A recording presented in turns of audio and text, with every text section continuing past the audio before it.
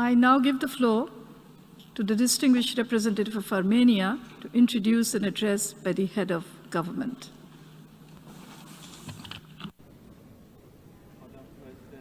I have the honor to introduce the pre-recorded statement by His Excellency Nikol Pashinyan, the Prime Minister of the Republic of Armenia. Գլխավոր ասամբլեայի մեծարգո նախագահ Տիկնակ եւ պարոնայք, ուրախ եմ հերթական անգամ ուղերձով հանդես գալ միավորված ազգերի կազմակերպության գլխավոր ասամբլեայի նստաշրջանին։ Կցանկանայի նախ շնորհավորել պարոն Աբդուլլա Շահիդին գլխավոր ասամբլեայի նախագահի պաշտոնում ընտրվելու, ինչպես եւ պարոն Անտոնիո Գուտերեշին ՄԱԿ-ի գլխավոր քարտուղարի պաշտոնում վերընտրվելու առիթով։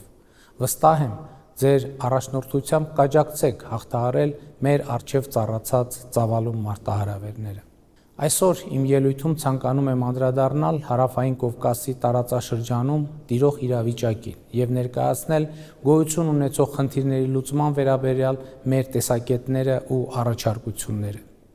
Ինչպես գիտեք, 2020 թվականի աշնանը Լեռնային Ղարաբաղը ենթարկվեց ագրեսիայի։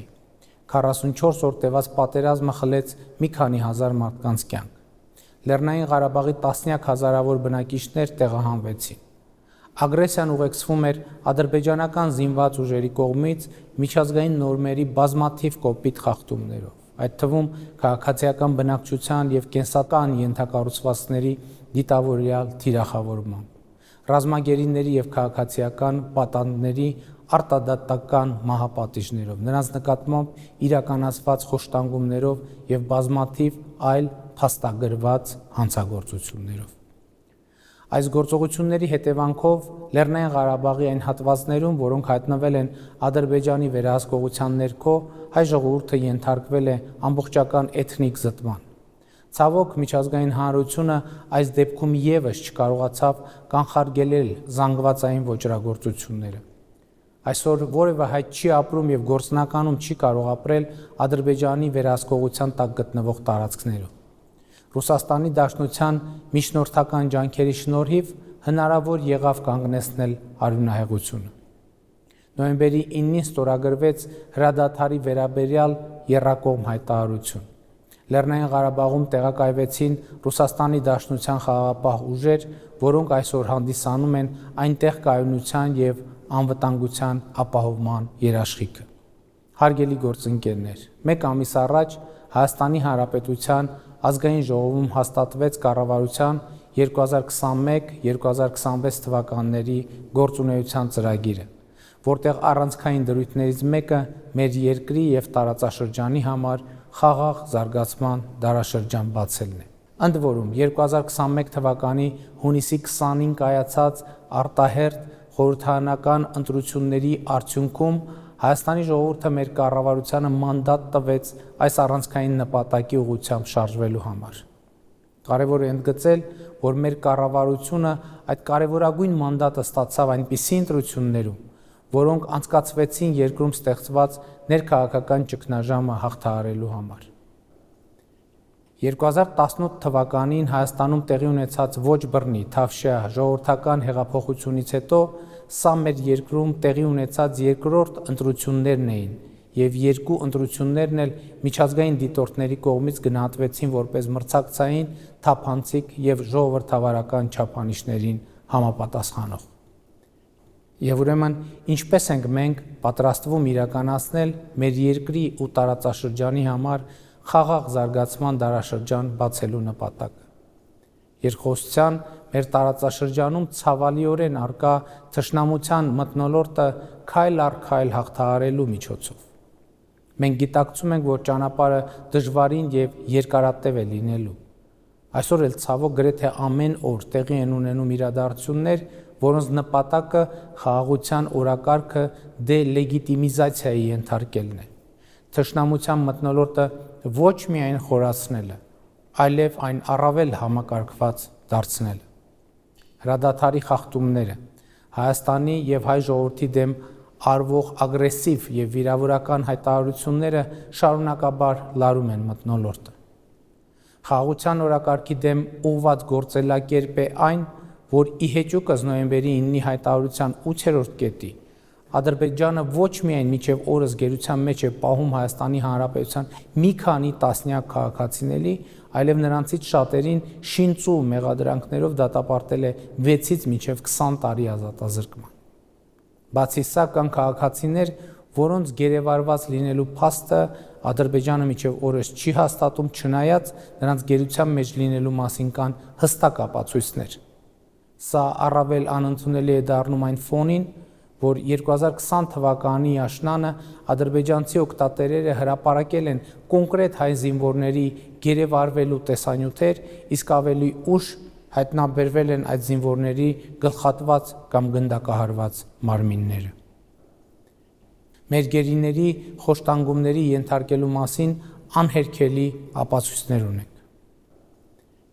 Թշնամության մթնոլորտի խորացման աղաղակող օրինակ է Բաքվում բացված այսպես կոչված ավարների պուրակը, որտեղ ադրբեջանցի դպրոցականներին էքսկուրսիաների են տանում դիտելու գերեվարված, սպանված կամ առնաքամ լինող հայ զինվորների մանեկենները։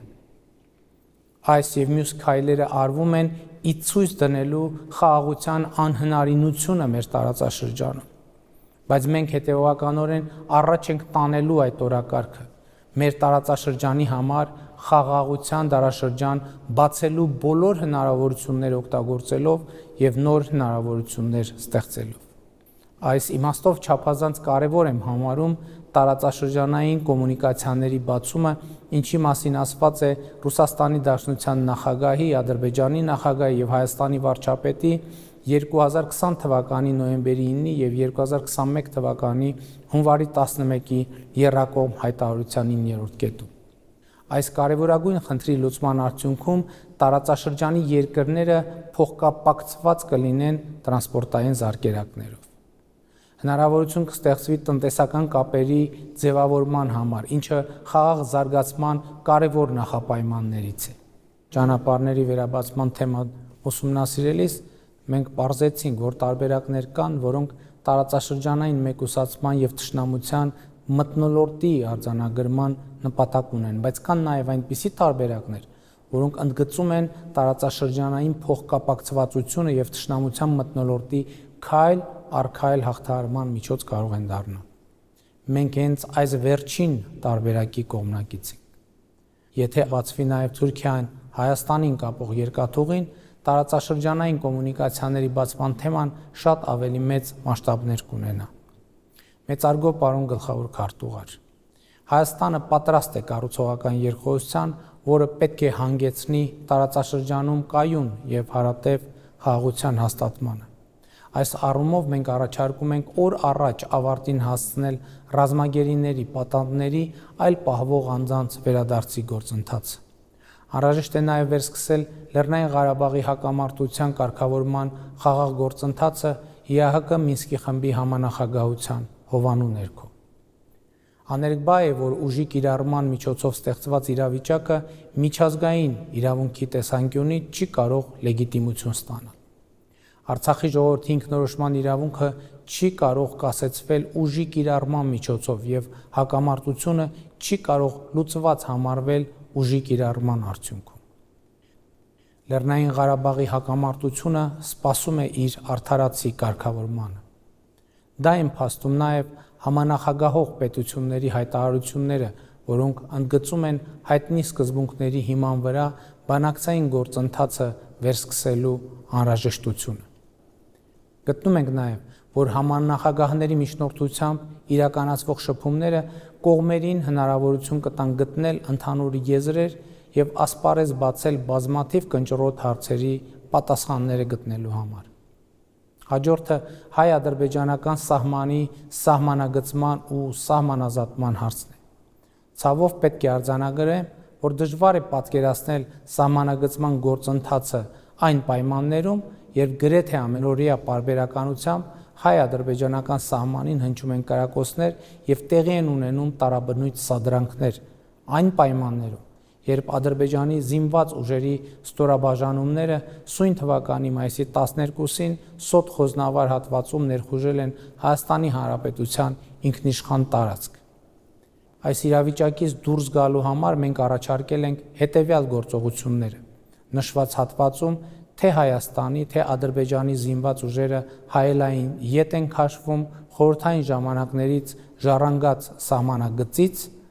այդ սահմանագծի երկայնքով տեղակայվում են միջազգային դիտորդներ եւ միջազգային հովանու ներքո մեկնարկում ենք սահմանագծման եւ սահմանազատման աշխատանքները։ Մենք այս առաջարկը պատրաստ ենք կյանքի կոչել ցանկացած պահի։ Հարգելի գործընկերներ, ես իմ ելույթում անդրադարձա մեր երկրի եւ տարածաշրջանի համար կենսական նշանակություն ունեցող հարցերի, որոնք այսօր հրատապ լուծում եւ միջազգային հանրության սևեռուն ուշադրությունն են պահանջում։ Միևնույն ժամանակ, ավարտելով իմ ելույթը,